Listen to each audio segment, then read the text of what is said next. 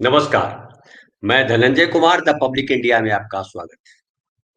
बिहार में चुनाव की घोषणा आज और कल में होने ही वाली है। चुनाव आयोग के आयुक्त जो है पटना आए थे, अलग-अलग राजनीतिक पार्टियों के साथ मीटिंग की, उनको सुना और चूँकि 22 नवंबर के पहले चुनाव प्रक्रिया पूरी हो जानी चाहिए, 22 या 23 तारीख तक सरकार का या कहिए कि विधानसभा का गठन हो जाना ज़रूरी है। और तमाम पार्टियाँ क्योंकि यहाँ किसी एक पार्टी का वर्चस्व है नहीं बिहार में। कोई एक पार्टी नहीं कह सकती कि मेरा सिक्का चल रहा है। कई लोग कह रहे हैं कि फलाने पार्टी की हिम्मत है तो अकेले लड़के दिखाए, तो ये हिम्मत किसी पार्टी के पास नहीं है। न दुनिया की सबसे बड़ी पार्टी बीजेपी के पास ये हिम्मत है, न कांग्रेस के पास, न आरजेडी के पास, न नीतीश कुमार के पास। बाकी तो छोटी-छोटी पार्टियाँ हैं। 4 प्रमुख पार्टियाँ यही हैं, बीजेपी, कांग्रेस, जनता दल यू और आरजेडी। एक 5वीं पार्टी के तौर पे आप ले सकते हैं माले को। हालाँकि उसकी चर्चा बेहद कम होती है मीडिया में। सबसे ज़्यादा चर्चा होती है प्रशांत किशोर की, मीडिया में ख़ास करके, लेकिन प्रशांत किशोर ज़मीन पे नहीं दिखाई पड़ रहा है। ज़मीन पे 2 ही दल या कहिए 2 गठबंधन दिखाई पड़ रहा है, एक एनडीए है और एक महागठबंधन है। और दोनों गठबंधन सीटों की फाइनलाइज़ेशन में लगे हुए हैं। जल्दी से जल्दी सीटों को फाइनल कर दिया जाए। हालाँकि अभी दोनों गठबंधन में खींचतान चल रही है, महागठबंधन में भी और एनडीए में भी। कौन कितनी सीटों पे लड़ेगा, ये अब तक तय नहीं हो पाया है और तमाम गठबंधनों के बीच, तमाम घटक दलों के बीच खींचतान चल रही है। सब अपनी-अपनी तैयारी कर रहा है। घात-प्रतिघात सब चल रहा है और इसके बीच देखिए एक सबसे जो महत्वपूर्ण बात है जो आपके साथ शेयर करना चाहता हूँ। बीजेपी का जो बेस है, बीजेपी का बेस है हिंदू-मुसलमान, नफ़रत, लेकिन बिहार में न हिंदू-मुसलमान काम कर रहा है, न कुछ और काम कर रहा है। मैं बार-बार आपको बताता रहा हूँ। घुसपैठिया भी फ्लॉप हो गया है। एसआईआर ने भी कुछ ला कर के दिया नहीं। कल हमने बताया था कि किस तरह से 6000 महिलाओं को घुसपैठिया बताया है। वो महिलाएँ नेपाल की है, जो शादी करके हिंदुस्तान आई। वो रोज़गार ढूँढने हिंदुस्तान नहीं आई और बिहार और नेपाल के बीच बेटी-रोटी का संबंध है, ये सबको पता है। शायद मोदी जी को पता ना हो, ज्ञानेश कुमार गुप्ता जी को पता ना हो। लेकिन जो बिहार के लोग हैं, उनको पता है, जो नेपाल के लोग हैं, उनको भी पता है और वो घुसपैठिया कहना जो है, अपमान है बिहार और नेपाल के रिश्ते का। बीजेपी कुछ भी कर सकती है। नतीजा है कि बीजेपी ने नया खेल ये किया है कि जो कोर इश्यू है एक तरह से कहिए आरजेडी और कांग्रेस का, शिक्षा, स्वास्थ्य, विकास, नरेंद्र मोदी को भी उस पर आना पड़ा है।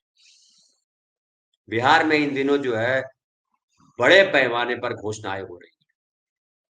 पैसे बाँटे जा रहे हैं, अकाउंट में डायरेक्ट पैसे आ रहे हैं, तरह-तरह की सहूलियतें दी जा रही हैं।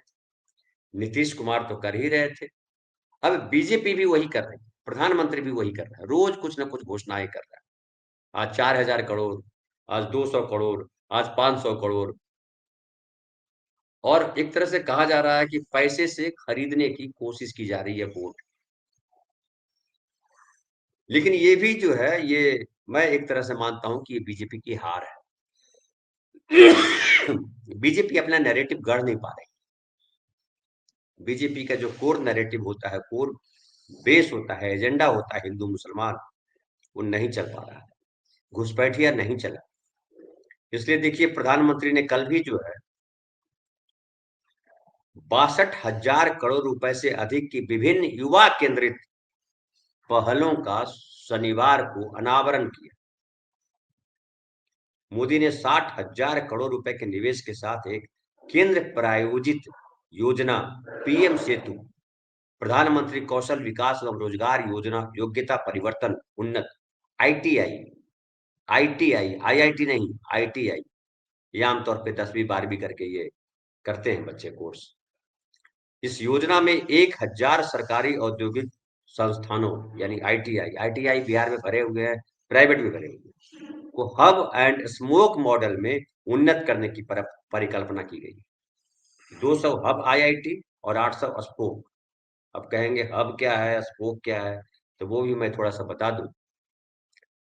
हब जो है वो सेंटर होगा, और जो सभी स्पोक यानी छोटे और सहायक स्थानों को आपस में जोड़ेगा। उसकी तुलना यहाँ की है कि साइकिल के पहिए की तरह एक पहिया है और उसमें कई सारे तारे होती है, जो रॉड होते हैं पतले पतले, उससे जुड़ा होता है। उसी तरह से हब और स्पोक, उसको स्पोक भी कहते हैं अंग्रेजी में, इन तारों को उससे जुड़ा होगा। और उसके बाद दरभंगा और पटना में आईटीआई पर विशेष ध्यान दिया जाएगा। और कहा गया कि कार्यक्रम का विशेष बल बिहार में परिवर्तनकारी परियोजनाओं पर होगा, जो राज्य के समृद्ध विरासत और युवा जनसांख्यिकी को प्रतिबिंबित करेगा। भारी भारी शब्द, भारी भारी भाषा।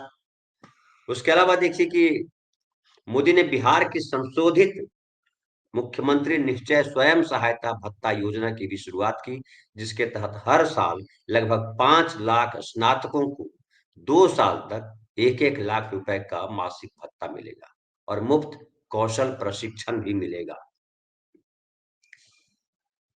इसके अलावा बिहार स्टूडेंट क्रेडिट कार्ड योजना की भी शुरुआत की गई, जिसके तहत 4 लाख रुपए तक का मुफ्त ब्याज मुक्त शिक्षा ऋण उपलब्ध कराया जाएगा। मतलब वो ऋण लीजिए, उस पर ब्याज नहीं लगेगा। और इस योजना के तहत 3,92 लाख से अधिक छात्र पहले ही 7,880 करोड़ रुपए से अधिक का ऋण प्राप्त कर चुके हैं।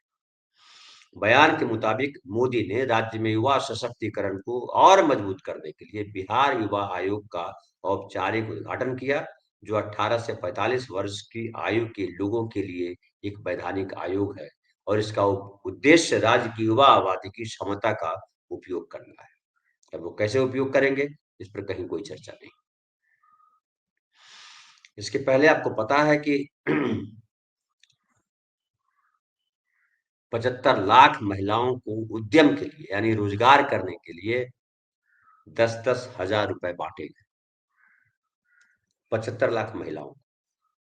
उसके अलावा जितनी वैकेंसी हो सकती है वो निकाली जा रही है लगातार। चुनाव होने से पहले वो वैकेंसीज निकाल दी जाएगी।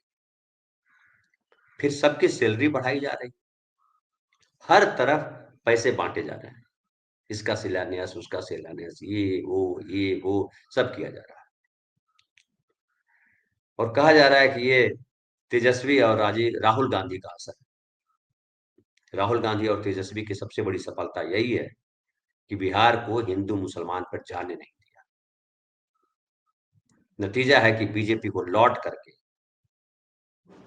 विकास, पैसे, इस पर आना पड़ा है। लेकिन एक सबसे गहरा सवाल ये है कि चुनाव के समय ये क्यों? क्या वोट पाने के लिए?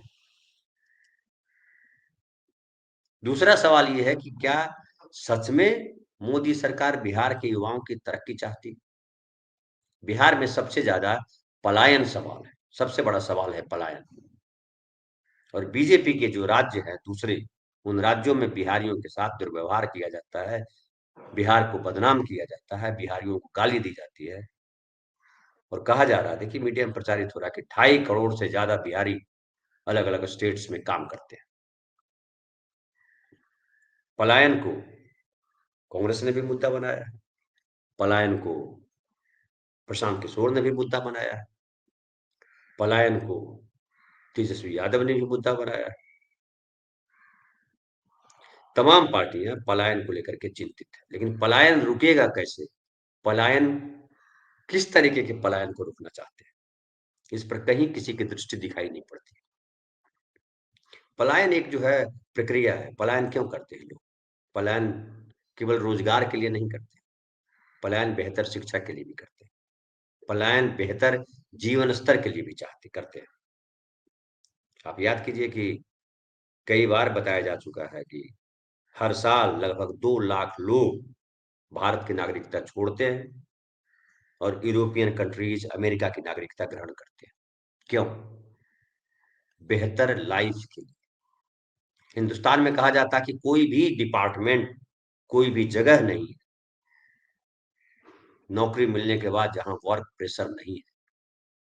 कोई जगह नहीं है जहां आम सामान्य आदमी को सामान्य तरीके से जीने के लिए भी कई तरीकों के दबावों से गुजरना पड़ता है।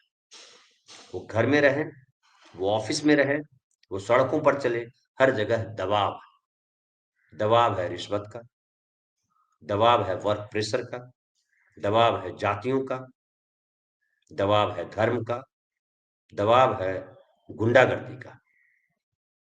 नतीजा है कि 2 लाख से ज्यादा लोग हर साल विदेश जाते हैं, देश भारत की नागरिकता छोड़ करके जाते हैं। बिहार के लोग भी जाते हैं, बिहार से बाहर जाते हैं, हर प्रदेश के लोग जाते हैं। पंजाब के लोग आधे से ज्यादा पंजाबी रहते हैं विदेशों में। कनाडा में कहा जाता है कि कनाडा में दूसरी भाषा जो है पंजाबी है, और अगर कनाडा में आप जाएं और ग्रामीण इलाकों में जाएं जहाँ खेती होती है, तो बिना पंजाबी बोले आपका गुजारा नहीं। इतनी भारी संख्या में पंजाबी। क्या वो पलायन नहीं है? मारवाड़ी पूरे देश में मिलेंगे आपको, राजस्थानी। क्या वो पलायन नहीं है?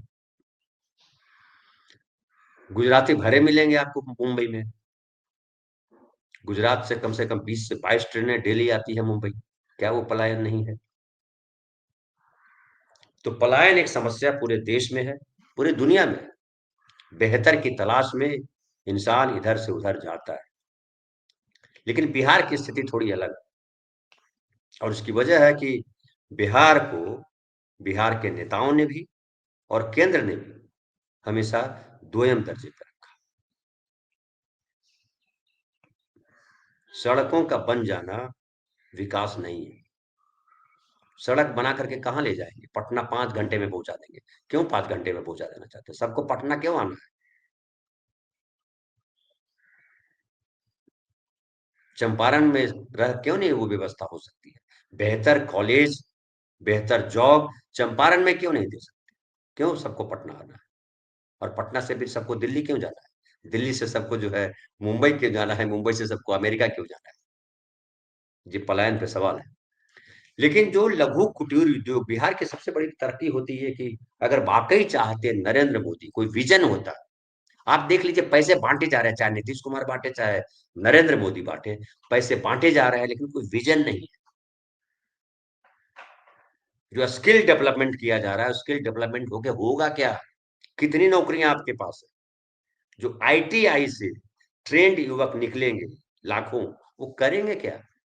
इस पे कोई दृष्टि नहीं। जो 4 लाख ले दे करके पढ़ाई करेंगे, अब 4 लाख में कितनी पढ़ाई होगी आप जान लीजिए। आप हैं कोई हायर एजुकेशन आजकल एमबीए, हायर एजुकेशन आजकल आईआईएम से एमबीए कर रहे हैं लोग, या दूसरी जगह से एमबीए कर रहे हैं, या इंजीनियरिंग कर रहे हैं, मास्टर डिग्री ले रहे हैं। हायर एजुकेशन के बिना जॉब नहीं मिलता है, और ये आईटीआई वाले को जॉब दे रहा है। नेताओं को तो जॉब मिल जाता है, 5वीं क्लास पास नहीं हो तो भी मंत्री हो सकता है। लेकिन क्या सामान्य ग्रेजुएट विद्यार्थी को नौकरी मिलेगी? देश में मिलती है नौकरी? ये सबसे बड़ा सवाल है। और ये विजन रेसलेस, उसकी जगह अगर किया जाता, बिहार के अगर संदर्भ में बात करूं, स्मॉल स्केल इंडस्ट्री को बढ़ावा दिया जाता बिहार में, जो नहीं दिया जा रहा है। मंत्री तो बनाए गए मांझी जी, लेकिन स्मॉल स्केल इंडस्ट्री पर क्या काम हुआ है? अगर पिछले 11 साल की बात करें नरेंद्र मोदी सरकार की, तो बिहार में स्मॉल स्केल इंडस्ट्री के तौर पे क्या काम किया है? नरेंद्र मोदी से सवाल कीजिए, कोई जवाब नहीं है। फूड प्रोसेसिंग बिहार के लिए सबसे महत्वपूर्ण इंडस्ट्री हो सकती थी, क्योंकि ये एग्रीकल्चरल लैंड है बिहार। मखाना भेज दिया विदेश। शिवराज सिंह चौहान का आ रहा है वीडियो, वो बोल रहे हैं ट्विटर पे, मखाना का विदेश। अरे मखाना आपसे 25 साल पहले से, 40 साल पहले से मखाना विदेश जा रहा है। आपको नहीं जानकारी है तो झूठ मत बोलिए। मखाना आज नहीं जा रहा है विदेश। आप जाइए मधुबनी के लोगों से पूछिए। मधुबनी पेंटिंग और मधुबनी मखाना जो है वो पूरे वर्ल्ड में फेमस है। वो नरेंद्र मोदी जी ने फेमस नहीं किया है। लेकिन ये मीडिया जो है, कटर मीडिया और ये नेता दिन रात तो झूठ बोलने के अलावा कोई काम नहीं करते। बिहार के लिए हर ब्लॉक लेवल पे फूड प्रोसेसिंग यूनिट लगाए जाना चाहिए। सड़कें बनाओ मत बनाओ, फूड प्रोसेसिंग यूनिट लगाओ, ताकि जो चाहे सब्जी हो, चाहे अनाज हो, चाहे कैश क्रॉप हो, जो भी हो उसका उत्पादन किसान करे और उसको डिब्बा बंद करके, पैकेट बंद करके बिहार में, बिहार के बाहर सप्लाई किया जाए।